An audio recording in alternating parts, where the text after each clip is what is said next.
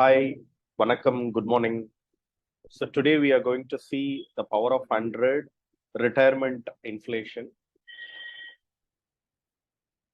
So since we are assuming rupees 100 as an example for ease of calculation, and 100 is a whole number which can be used for percentage calculations easily. So I'm using this 100 as an example in the power of 100 series. Today's example is we are assuming a 30 years old person, and he or she is expected to retire at 60 years. Life expectancy, we are assuming 80 years on this example. Current household expense for this person is rupees 100, and the expected inflation is 5%. Expected rate of return is 11%. Current savings is 0 right now. For every 100 rupees monthly expenses, we are expecting an inflation of 5%. And expected rate of return is 11, current savings 0, and expected rate on the retirement corpus. That is from 30 to 60, the rate of return is 11. From 60 to 80, the rate of return is 6, pre-retirement and post-retirement. Wherein with 11 percentage, little aggressive or moderately aggressive outlook or investments has been assumed. And post-retirement, the money is put back to a conservative or a moderate instrument wherein it fetches 6%. That is the idea behind 11 and 6%. And 30 to 60 is pre-retirement stage, which is growing at 11%, where the money is growing at 11%. 60 to 80 post-retirement stage, wherein the money is growing at 6%. Now, the magic of inflation or the power of compound interest in inflation is working out. 100 rupees monthly expenses every month is turning to 432 rupees in the future, wherein a 3x jump in the monthly expenses is happening because of the inflation. So for every 100 rupees, 300% increase or 3x increase is happening. 432 rupees is the monthly expense in the future after 30 years for the same lifestyle. I'm not talking about a lifestyle upgrade or a person moving from one place to another. Talking about a person living in the same place with an inflation of 5%, the lifestyle is increasing by 3x. And current investment amount is 0. Future value of current investments is 0 because no investments is there. So future corpus needed to be planned, needed to be meet expenses. For to generate this 432 rupees after like 432 as a starting point of retirement. A person can retire, but inflation is not going to retire. So starting point 432 every month, and every year the inflation is going to make the goal a little bit costlier. So for that, a person needs to save 94,000, needs to have 94,370 rupees. As assumed, we have assumed 100 rupees as an expense every month. So 100 into 12 months, which is an year, 100 into 12, 1,200 is an yearly expense. So 94,370 divided by 1,200 is giving you 78 times. So 78 times of yearly expenses someone has to plan if he or she is starting at 30 years. So 94,370 is the target amount, and number of years to achieve this target is 30 years. If he or she is planning to attain this goal through SIP, 33 rupees has to be set aside from today every month for another 30 years. 33 rupees should be invested for another 360 months, which is nothing but 30 years. 33 rupees SIP every month for another 30 years. You can have a perspective here. 100 rupees is the monthly expenses. So for 100 rupees monthly expenses, in this example, for a 30-year-old has to set aside 33% of his or her monthly expenses to meet the retirement goals, to stay afloat in the same lifestyle. I'm not talking about a lifestyle upgrade here. I'm talking about the same lifestyle here. So he or she can invest 33% of the money through SIP or 4,123 rupees in a lump sum amount. If he or she has a lump sum amount, 4,123 rupees.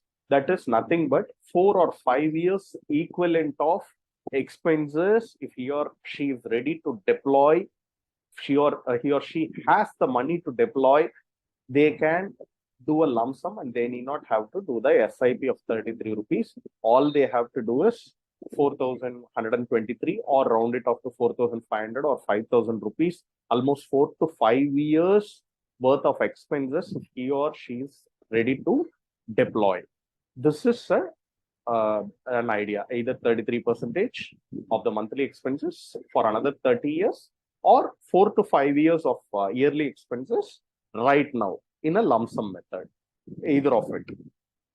Again, going back to the numbers, 30 years is the current age, 60 years he or she is retiring, 80 is the life expectancy, post-retirement years are 20, 100 is the current expenses, inflation is 5%, expected rate of return on investment is 11, current savings 0, expected rate on investment is 6, on retirement corpus is 6%, which is post-retirement. Now, let me change the calculation a little bit. So, here we have assumed the calculation for 30 years, 60, all same numbers. Now, I am adding, suppose if he or she is invested in some instrument which is generating 11%, for example, his or her burden is reduced a little bit. Suppose assuming 1,000 rupees investments is there right now. So the burden of investments is coming down. Lump sum is coming down to 3,123. Already the earlier example is 4,200 and odd. 4,000. Let me go back. 4,123. Here it is 3,123. If already this person is having 2,000 rupees, the expenses is coming down to, the lump sum is coming down to 2,123. SIP amount is coming down to 17 rupees because this money is working towards retirement. So either someone can start with 0 rupees, either he or she can go through this, or if he or she already has some money earmarked towards retirement, he or she can reduce the contribution towards retirement, wherein the money can go to other goals like children education, wealth creation, vacation, buying a house, etc., etc. So it depends. It depends upon how much money someone has earmarked for the retirement right now. Accordingly, they can adjust their future needs or future investments accordingly. Okay, if he or she already has 5,000 rupees in their account, especially marked for retirement, in this particular example, the power of 100 example, he or she need not have to invest anything.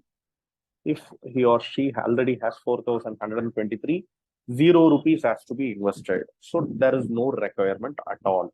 If he or she is almost nearing to their goal, 3,900, so a little bit of the money has to be deployed for the retirement. This is the perspective. You can use our calculators with your own numbers and you can download it. Yeah. Now I'm changing the calculation a little bit. Just a second.